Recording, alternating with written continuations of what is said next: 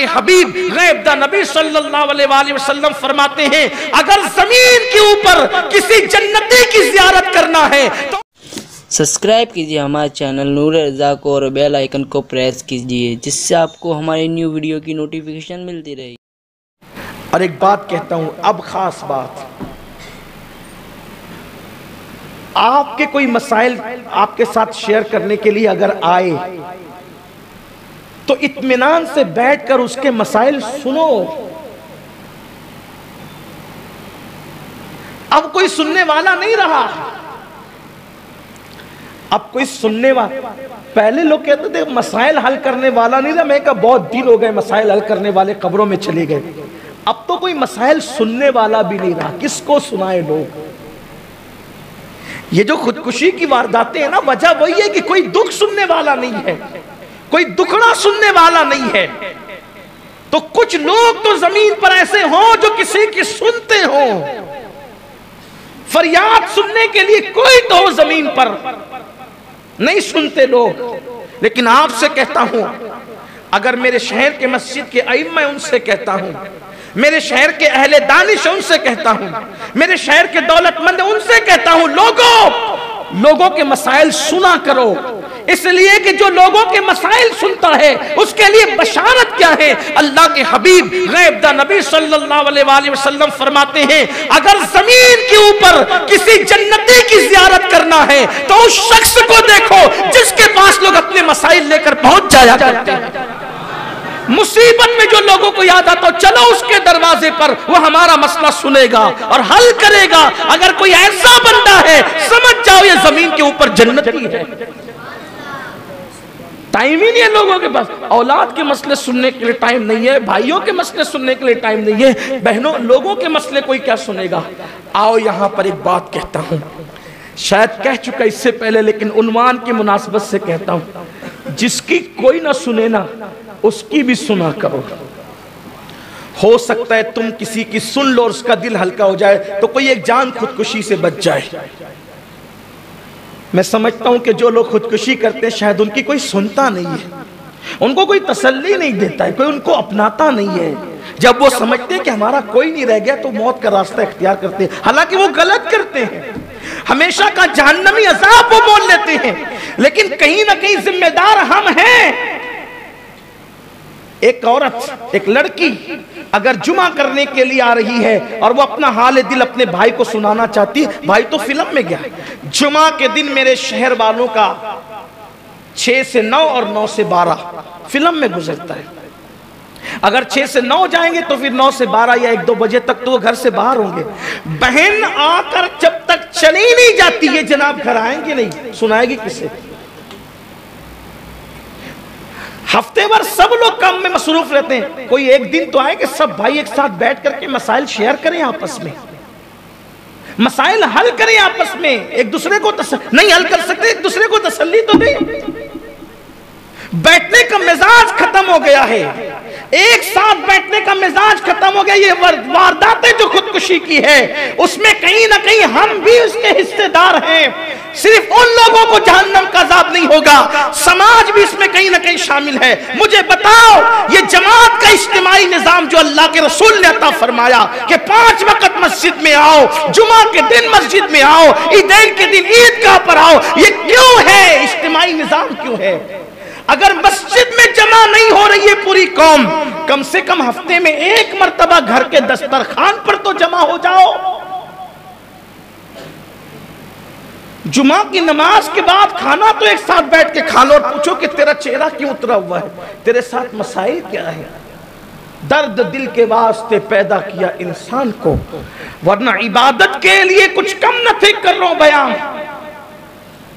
इज्तिमाई निजाम को फिर वापस लाओ। ये मेरे आका ने क्यों फरमाया कि एक साथ बैठ करके खाओ। जितने हाथ होते हैं उतनी बरकतों का नुज़ूल होता है, जितने सर होते हैं उतना बरकतों का नुज़ूल होता है। एक साथ बैठ के खाने पर क्यों जोर दिया गया? अकेले खाएंगे तो भी पेट भरेगा, एक साथ खाएंगे तो भी पेट भरेगा। क्यों? इसलिए कि खाते खाते देखेंगे कि कोई लुकमा धीरे धीरे डाल रहा है तो दूसरा पूछेगा आज तेरा हाल क्यों बदला हुआ है। मसला सामने आएगा, हल होगा। कोई इसकी सुनना ही नहीं चाहता। आओ मैं वो बात करने चला था कि हुजूर ने किस किस की सुनी। मेरे आका ने तो अपने अल्फाज के जामे में वो खूबसूरत सा वाक़या, किसी की सुना करो, बल्कि अगर कोई दुख में उसको तसल्ली दो। मेरे आका अलैहिस्सलाम फरमाते हैं अगर कोई किसी दुखी को सिर्फ तसल्ली देता है, बहुत खूबसूरत रिवायत याद आ गई, कोई दुखी हो अगर कोई उसको सिर्फ तसल्ली दे, मसला हल होने पर तो बहुत बड़ी बशारत है, सिर्फ तसल्ली दे किसी दुखी को, कोई दुख लेकर आए उसको तसल्ली दे, आका अलैहिस्सलाम फरमाते अल्लाह उसके लिए जन्नत में सोने का महल तैयार करता है। दुखी लोगों को तसल्ली देने में। कोई आ गया, अरे हजरत मेरा कारोबार में नुकसान हो गया, अल्लाह से दुआ है अल्लाह तेरा नुकसान को खत्म कर, सब्र कर, इससे अच्छा होगा, हो जाएगा तेरा, हिम्मत मत हार, इससे अच्छा जन्नत में सोने का महल तैयार हो गया। इसको कहते हैं हिंग लगी ना फिटकरी रंग चोखा के चोख। इससे सस्ती जन्नत और क्या चाहिए, इससे सस्ती जन्नत और। लेकिन कोई सुने तो यार, किसी के साथ कोई बैठ के सुने तो, सुनना ही नहीं चाहते, जहां बैठते खुद ही बकबक करेंगे, दूसरों को मौका ही नहीं दे। और देखें कोई मुंह उतार करके आया है तो फिर वहां से खिसकने की कोशिश करें। दर्द भरी बातें अखबार में लिखना, माइक पे करना, महफिलों में करना, सियासी स्टेजों पे करना, ये एक अलग उन्वान है। दर्द भरा कलम हो जाने की जरूरत नहीं है, दर्द भरी जबान हो जाने की जरूरत नहीं है, इस वक्त दर्द भरे दिल की जरूरत है। आज हमारे कलम में दर्द है, आज हमारी जबान में दर्द है, हमारे दिलों में दर्द कहां है? और जब तक के दिलों में दर्द नहीं होगा, गमगुसारी का जज्बा नहीं होगा, लोग इसी तरह फांसी के फंदे पे लटकते रहेंगे। ये होता रहेगा जो हो रहा है, इसमें हम काबू नहीं पा सकते, कोई सुनने वाला हो। इसीलिए आप देखें अल्लाह के हर वली को देखें, वो अपने दौर में कभी आपको तहज्जुद गुजार मिले ना मिले, मैं बहुत जिम्मेदारी से कह रहा हूं, कभी वो तहज्जुद गुजार मिले ना मिले, लेकिन वो लोगों के फरियाद रस आपको जरूर मिलेंगे। इसलिए कि तहज्जुद उस मकाम पर नहीं पहुंचाती जो लोगों की फरियाद रसी पहुंचाती। अल्लाह को हमारी 2 रकअत की जरूरत क्या है, वो बेनियाज है, लेकिन कौम को हमारी जरूरत है। एक मर्तबा मेरे आका अलैहिस्सलाम खिताब फरमा रहे, दौरान खिताब एक आवाज आती है, ए मोहम्मद रूही फिदा सल्लल्लाहु अलैहि वसल्लम, मुझे आपसे काम है। सच सच कहना, हुजूर के गुलामों के गुलामों के गुलामों के हम गुलाम हैं, हुजूर के नालैन से लगी हुई जर्रात के भी हम गुलाम हैं, ठीक। लेकिन अगर हमें दौरान गुफ्तगू कोई कहते कि रुको मुझे आपसे कोई काम है, जनाब के चेहरे पे एक रंग आएगा, दूसरा रंग जाएगा, अभी तकरीर कर रहा हूं यार, अभी क्या काम लेकर आए हो, चुप रहो। हाल ये है, बल्कि बड़ी माजरत के साथ छोड़ दें, अभी क्या है अपनी बात का, वरना बहुत माजरत हो गई है। कहने वाले ने कहा रुको, अच्छा बात क्या है? ए मोहम्मद, सहाबा ऐसा लहजे में बात ही नहीं करते। ए मोहम्मद मुझे आपसे काम है। हुजूर ने गुफ्तगू रोक दी, कहा क्या काम है? दूसरी आवाज आई, वहां नहीं यहां आओ, यहां से बात कर।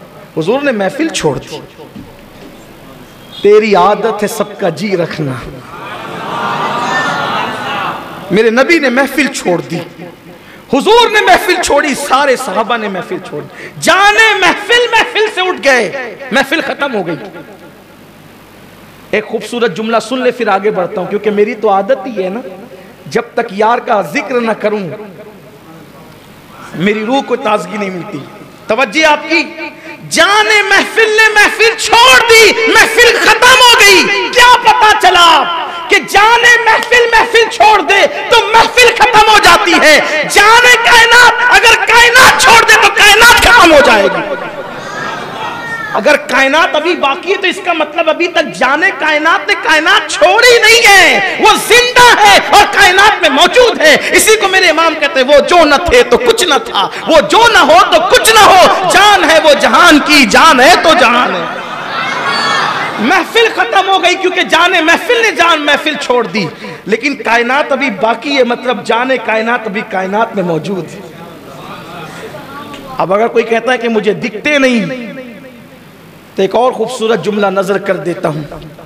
हुजूर ने जिन पर कंकरियां या खाक फेंकी उनको हुजूर नहीं दिखते। फेंकी थी शबे हिजरत, फेंकी थी शबे हिजरत, और उस खाक का असर दुश्मनों के सर पर आज तक है। आज तक उनको नजर नहीं आ रहे हुजूर, वरना आशिकों का हाल तो ये है जिधर नजर उठे जलवा यार हो। मेरे इमाम ने कहा मिट जाएंगे खुदी तो वो जलवा कहां नहीं। अपने आप को मिटा फिर देख वो जलवा कहां है। तो दिख रहे हैं वो, लेकिन माथे की आंखों से नहीं, दिल की आंखों से देखना, कभी महसूस करना। बल्कि एक बात आपको कहूं, जब कोई अपनी न सुना करे तो मायूस नहीं होना। ये नहीं सुन रहा है, वो नहीं सुन रहा है, वो नहीं, छोड़ यार, फिर सबको छोड़। कोई नहीं सुन रहा है, हमें फिर किसी की हाजत भी नहीं। क्यों? मेरे आका ने जब जुल्फें रखी, हुजूर अलैहिस्सलाम ने अपने सर से बाल मुकम्मल तौर पे 2 मर्तबा मुंडवाए, एक उम्रा कज़ा के मौके पर और एक हज्जतुल वदा के मौके पे। फिर हुजूर की जुल्फें थी, जब और हुजूर के जो बाल थे वो हल्के से घुंघरियाले थे, न मुकम्मल सीधे, न मुकम्मल सीधे, न मुकम्मल गोल, दोनों ऐबी लगते हैं। एकदम सीधे भी ऐसे लगते हैं, किसी के हो तो वो नाराज ना हो, किसी के अगर हो तो ऐसा लगता है कि जैसे मुर्गे का पंख, और अगर मुकम्मल घुंघरियाले हो तो ऐसा लगता है कि जैसे उल्टे पर का मुर्गा। देख लेना आप, ऐसे लगते हैं। लेकिन हुजूर के बालों की खुसूसियत ये थी, दरमियान में थी। अल्लाह ने हर चीज महबूब को बड़े एतदाल से दी थी। हल्के से घुंघरियाले, हल्के से सीधे, दोनों की मिलावट थी। तो जब हुजूर कंघी नहीं करते थे, ध्यान देना, जब हुजूर कंघी नहीं करते थे तो बाल कानों तक आते थे। कंघी नहीं करते थे तो बाल कहां तक आते थे? कानों तक। और जब कंघी हो जाती थी तो शानों तक आते थे, कभी कानों तक और कभी शानों तक। मेरे इश्क मोहब्बत का इमाम कानों और शानों को देख करके फैसला करता है कि कान तक कभी कभी इसलिए आ जाते हैं कि उम्मत को बताते हैं कोई तुम्हारी सुने न सुने, ये कान तुम्हारी फरियाद को सुनने के लिए है। यहां आके सुनाया करो, कोई सुने न सुने, यहां आके सुनाया करो। और कोई तुम्हारा बोझ उठाए ना उठाए, जब कंघी होकर के शानों तक आते थे तो वो बाल कहते थे कोई तुम्हारा बोझ उठाए ना उठाए, मुस्तफा के कंधे तुम्हारा बोझ उठाने के लिए काफी है। गोशे शाह कहते हैं फरियाद रसी को हम हैं। गोशे शाह कहते थे फरियाद रसी को हम हैं। वादे चश्म है बख्शाएंगे गिरिया होकर, और जिसको बारे दो आलम की परवाह नहीं, ऐसे बाजू की कुव्वत पे लाखों सलाम।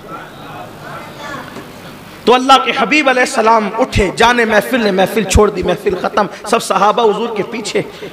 हुजूर अलैहिस्सलाम ने देखा वो एक औरत थी जो कहती थी यहाँ आओ सुनाएंगे, लेकिन हुजूर जैसे गए उसने हुजूर का हाथ मुबारक हाथ पकड़ लिया।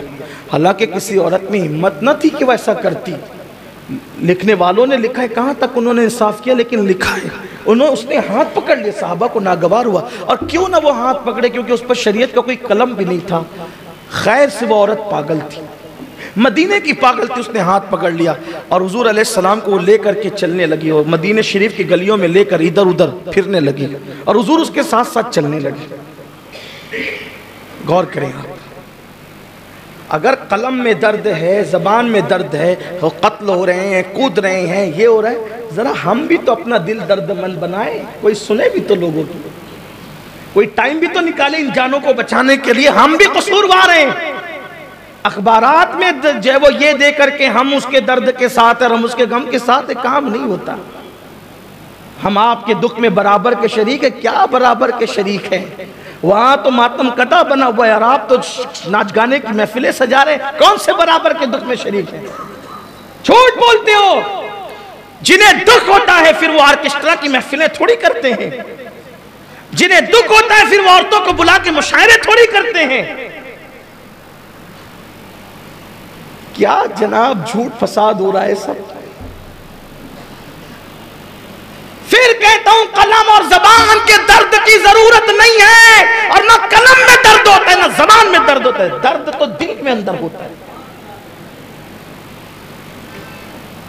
और ये ऊपर से नहीं मालूम होता, ये तो इसका अंदर से ताल्लुक है। और ये सिर्फ अल्लाह ने, मैं देख रहा हूं कि कुछ हीरो लोग भी बोल रहे हैं खुदकुशी पर।